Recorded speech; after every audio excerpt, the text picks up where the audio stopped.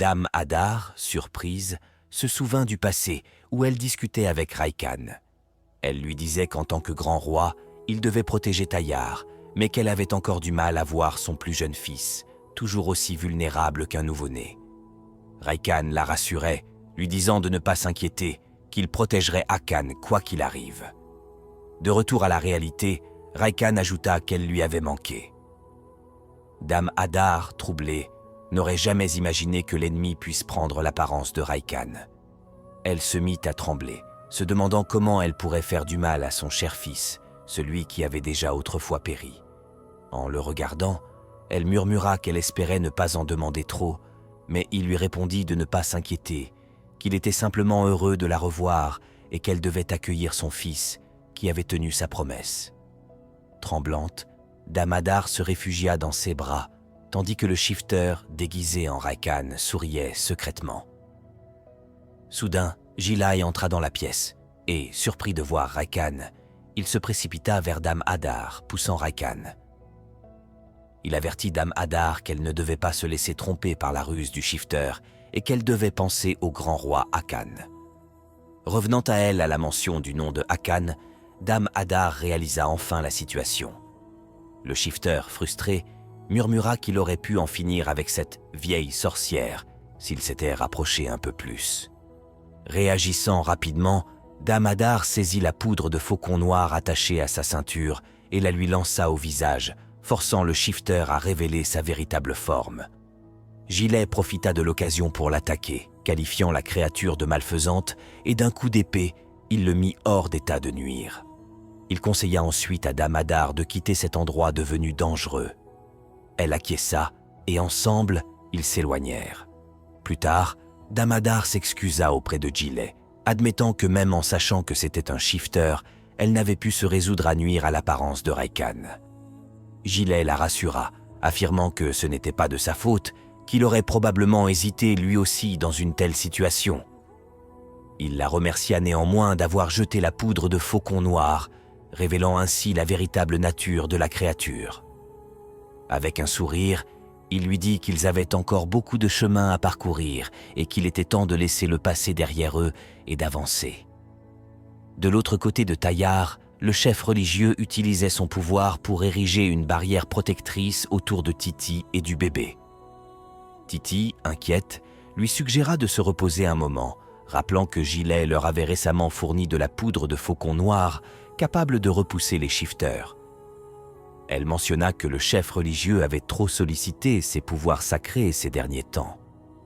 Le chef religieux resta silencieux, tandis que Titi, pour distraire la petite princesse, lui montrait la poudre et lui demanda si elle était curieuse de savoir ce que c'était. Elle laissa l'enfant jouer avec le petit sac, assurant que tant qu'ils avaient cette protection, elle resterait en sécurité. Le chef religieux s'approcha, observant la scène, et murmura qu'il n'avait plus de raison de s'inquiéter pour ce lieu.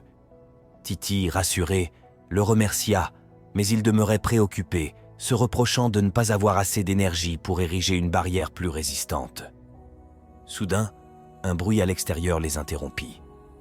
Titi, prise de peur, s'interrogea sur l'origine de ce vacarme.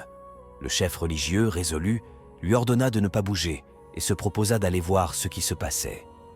Avant qu'il ne parte, Titi lui remit la poudre contre les shifters, insistant pour qu'il l'emporte juste au cas où. À l'extérieur, des servantes avaient arrêté une femme ressemblant à Lucina. Soupçonneuses, elles l'accusèrent d'être une shifter, arguant que Dame Lucina ne pouvait déjà être à Tayyar. Le chef religieux, attiré par le tumulte, et la femme, sous l'apparence de Lucina, implora son secours. Elle prétendit que Hakan, ayant appris la nouvelle de la guerre, était parti rejoindre Toulan et qu'en cherchant son enfant, elle avait croisé les servantes qui l'avaient conduite ici. Après un instant d'hésitation, le chef religieux devina la supercherie. Avec une voix froide, il ordonna à Marisa de révéler sa véritable identité, demandant combien de fois elle comptait usurper l'apparence de Lucina. Marisa reprit alors sa forme originelle et, dans un mouvement rapide, neutralisa les servantes sans le moindre effort. Observant l'affaiblissement du chef religieux, dont les pouvoirs sacrés étaient presque épuisés, elle passa immédiatement à l'attaque. Toutefois, avec la détermination qui lui restait, le chef religieux parvint à ériger une nouvelle barrière, sa dernière ligne de défense.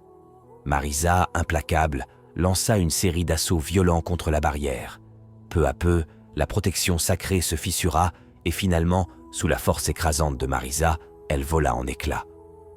Raillant le chef religieux, elle lui lança un regard plein de mépris, remarquant qu'il avait vieilli, que ses forces n'étaient plus ce qu'elles étaient autrefois. Le chef religieux, malgré son épuisement, se tint fermement entre Marisa et ceux qu'il protégeait, déterminé à ne pas la laisser passer, même si cela devait lui coûter la vie. Marisa, percevant l'angoisse dans ses yeux, réalisa qu'il essayait de protéger le bébé qui se trouvait de l'autre côté de la porte. Satisfaite de cette découverte, elle se précipita pour lui arracher le peu de pouvoir sacré qu'il lui restait. Elle planta ses griffes dans sa poitrine, cherchant à atteindre son cœur, tout en murmurant qu'elle s'était toujours demandé quel goût aurait celui du chef religieux. Au moment où elle s'apprêtait à accomplir son sinistre dessein, elle aperçut une lumière éclatante, prenant l'apparence de la princesse Riviera. Le chef religieux resta stupéfait en voyant apparaître l'amour de sa jeunesse. Il se demandait comment cela pouvait être possible. Riviera, avec un sourire, lui rappela qu'il ne s'était pas vu depuis bien trop longtemps. Avant toute chose, elle devait soigner sa blessure, car elle était profonde et menaçait sa vie. En utilisant son pouvoir de guérison, elle parvint à apaiser sa douleur. Le chef religieux, encore sous le choc, lui demanda comment elle pouvait être là, devant lui. Riviera expliqua alors qu'un fragment de son âme avait survécu à l'intérieur de Marisa. Pendant des années, elle avait sommeillé en silence, enfouie dans les ténèbres de cette dernière.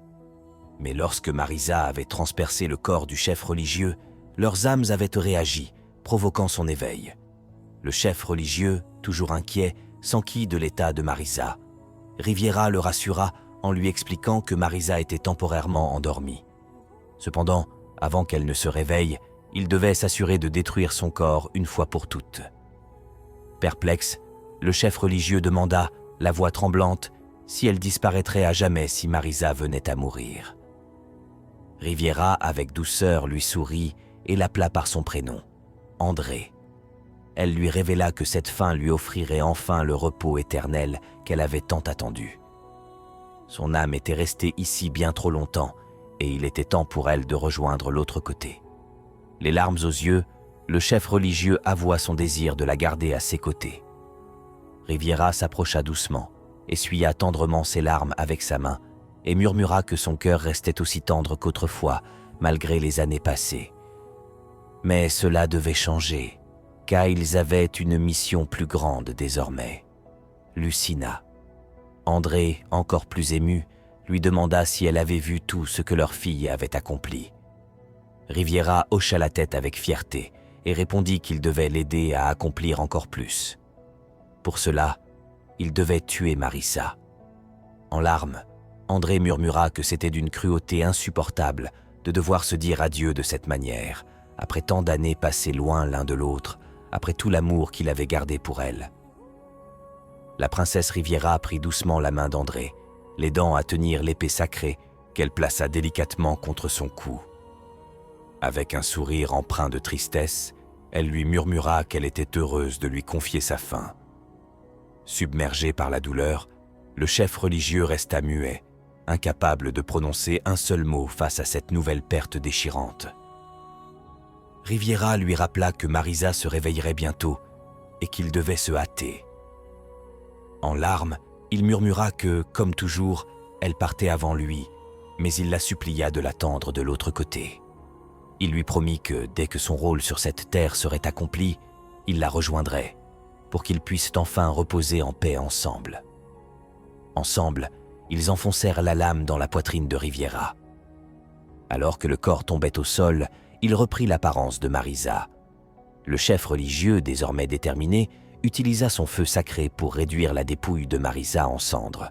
Après avoir parcouru le chemin avec peine, épuisé par l'utilisation excessive de ses pouvoirs et le cœur brisé par la perte de la princesse Riviera, le chef religieux arriva enfin auprès de Titi et de la petite princesse. À peine parvenu à la porte, sa voix faible alerta Titi qui, reconnaissant immédiatement son timbre, réalisa qu'il s'agissait bien de lui, comme prévu. Cependant, en voyant son état, à moitié inconscient et vacillant, elle fut submergée par la panique. Inquiète pour lui, elle s'efforça de garder son calme tandis que la petite princesse, effrayée par la situation, se mit à pleurer. Titi tenta de la rassurer, murmurant doucement pour apaiser ses pleurs avant de se précipiter pour chercher une trousse de secours. Le chef religieux, malgré sa détresse évidente, fit un dernier effort pour rassurer Titi, lui murmurant qu'il allait bien et qu'elle devait avant tout veiller sur le bébé. Mais à peine avait-il prononcé ces mots qu'il s'effondra, inconscient, sur le seuil de la porte.